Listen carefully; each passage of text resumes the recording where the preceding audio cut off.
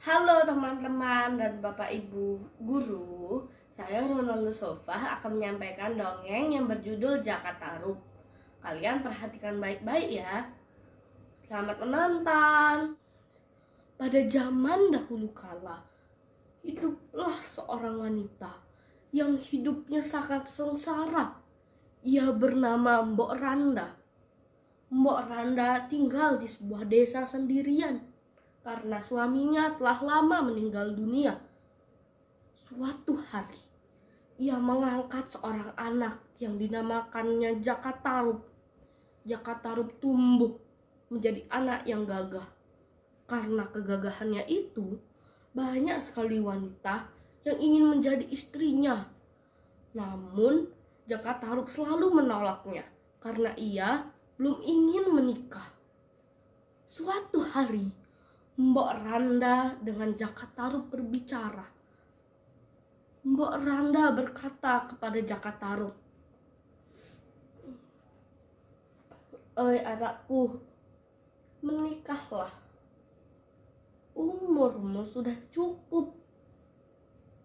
Dan juga aku tidak lama lagi meninggal dunia."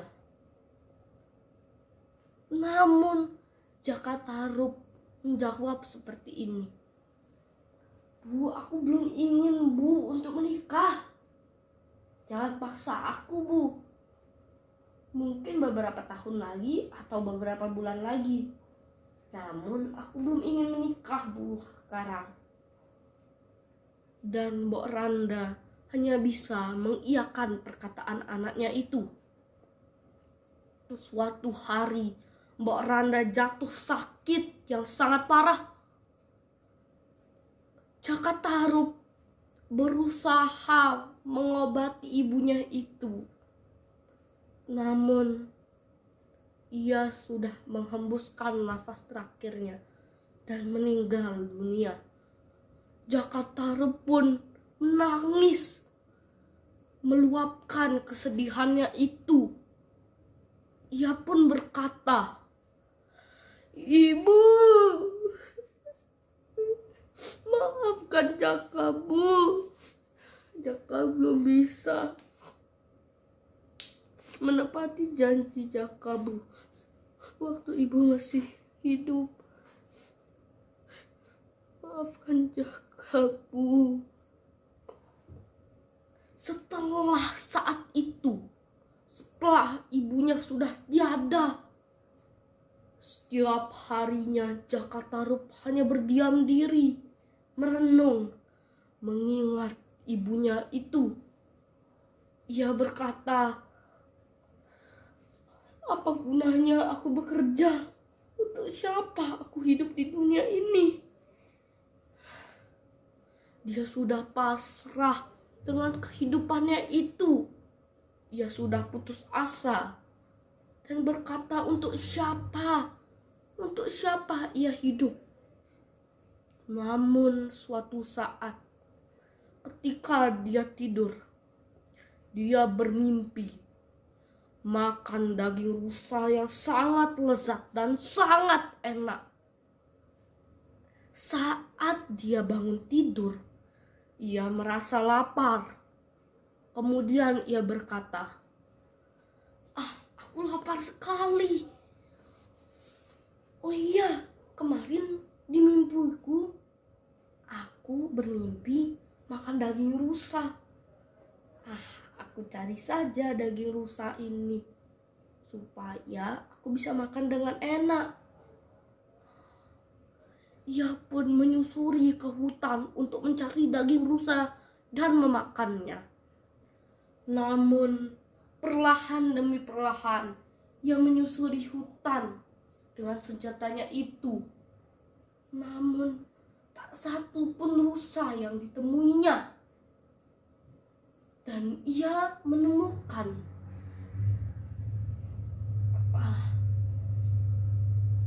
mana ya rusa-rusa ini? Dari tadi nggak kelihatan. Ada siapa itu? Ia menemukan 7 bidadari turun dari kayangan.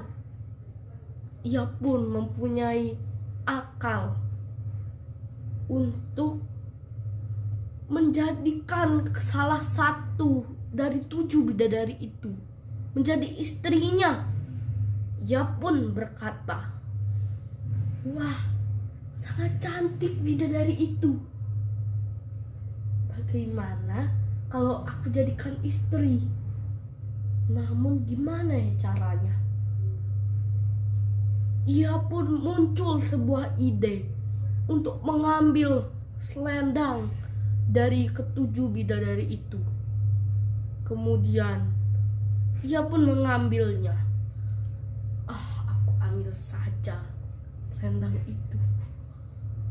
Oke, ayo, belum waktunya. Dapat.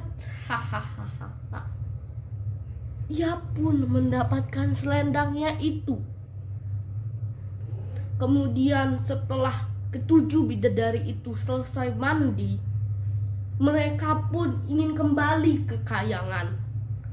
Namun bidadari yang selendangnya telah diambil oleh Jakatarup tidak bisa kembali ke kayangannya. Karena jika tidak ada selendang, tidak bisa kembali ke kayangan. Ia pun mencari dan terus mencari selendangnya dengan dibantu kakak-kakaknya. Namun ia tidak menemukan selendangnya di mana. Karena hari sudah mulai sore, kakak-kakaknya pun terpaksa harus menaik ke kayangan duluan. Dan ia meninggalkan adiknya itu sendirian di tengah hutan. Kemudian datanglah Jakatarup yang pura-pura tidak tahu di mana selendangnya, padahal ia yang mencurinya. Kemudian ia menghampiri bidadari itu. "Hai bidadari, kau sedang apa di sini?"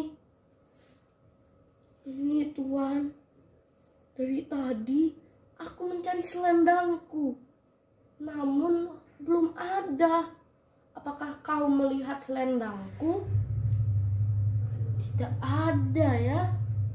Namun daripada kau diam di sini, daripada hewan buas memakanmu, lebih baik kau ke rumahku dulu." "Oh, baik."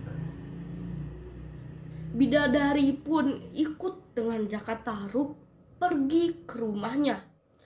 Pada saat bidadari itu sampai di rumahnya, Jakatarup pun kembali bersemangat.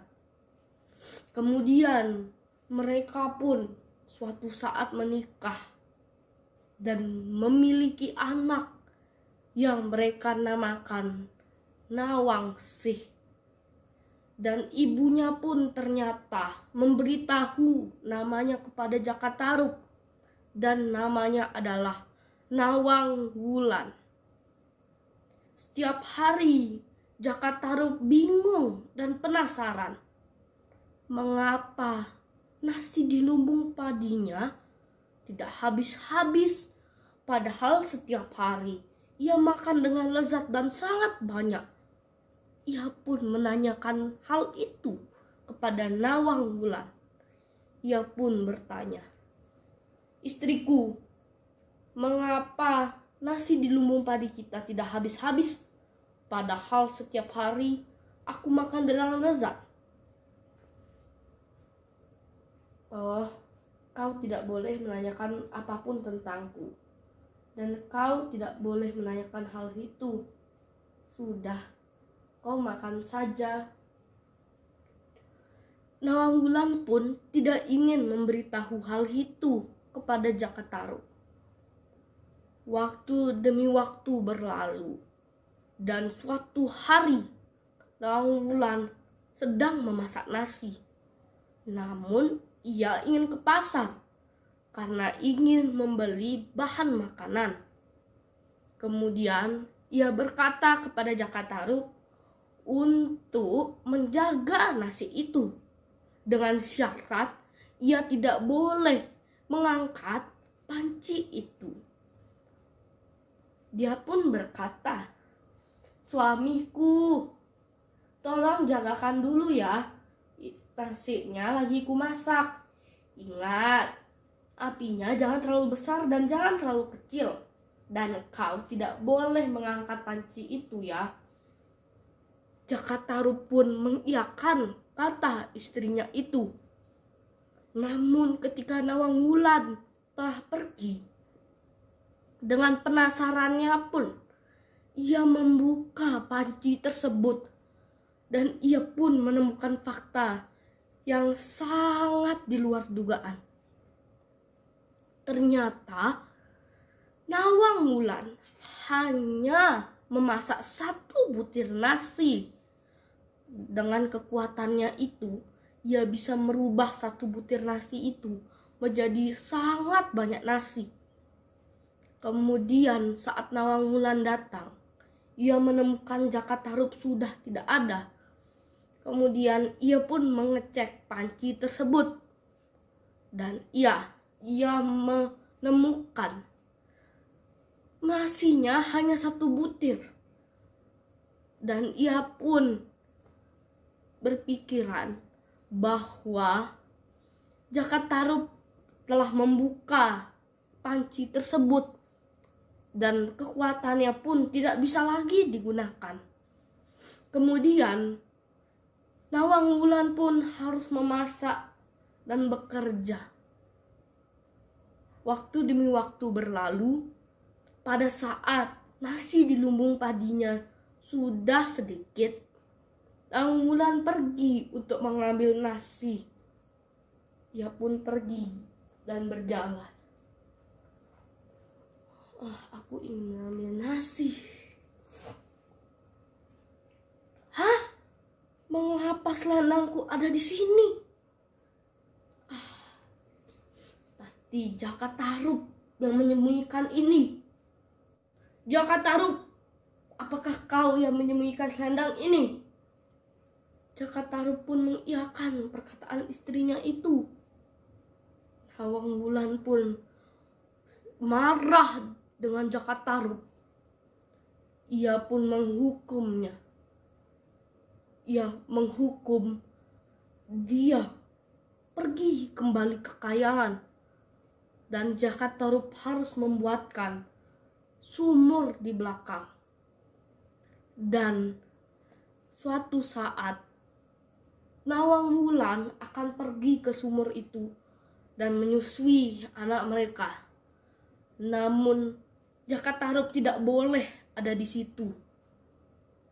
Jadi Jaka Tarub pun kesepian lagi seperti kemarin-kemarin. Nah, teman-teman, dari dongeng tersebut kita akan menarik pesan moral.